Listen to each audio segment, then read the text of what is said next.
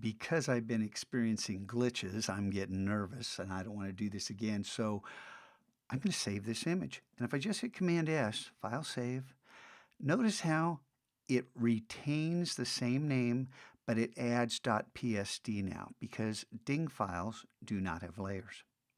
And so this automatically is generating a PSD, and it's saving it to where the ding file originated. Now, that may or may not be the best way to work, but in Bridge, we can sort these things out so quickly. So for right now, I'm just going ahead and saving that into the same folder as the DNG before I move on now to a new adjustment layer. And we're going to go to Levels. Now, I love curves, but Levels has a cool trick here for working with textures.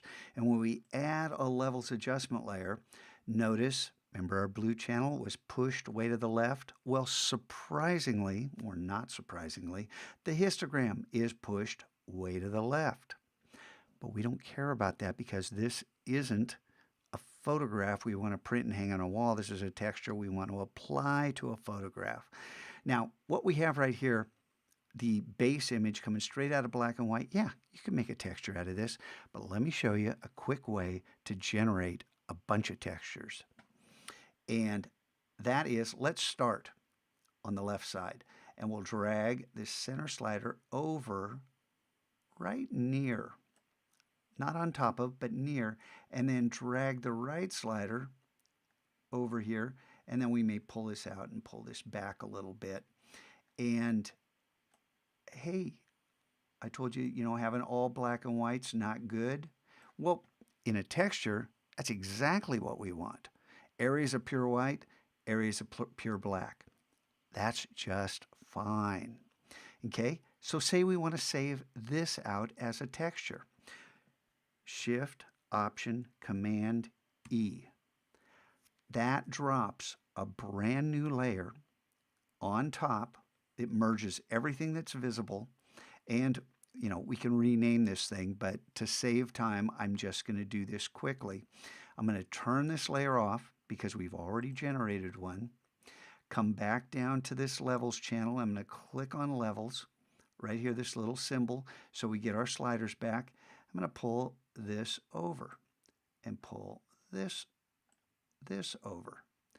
And we can continue to adjust this. I could have not taken such a dramatic leap to get this texture, but I'm just going to create a few of these. Then I'm going to click on this uppermost layer, and this time I may have to make a new layer first. Shift, Option, Command, E, because that layer is invisible, doesn't let me do anything. So Shift, Option, Command, N does let me make a new layer, and now Shift, Option, Command, E.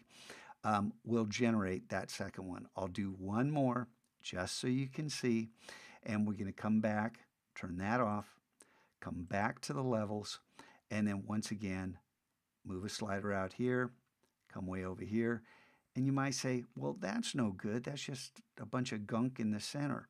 Well, that bunch of gunk in the center might make a really cool brush. Think about it.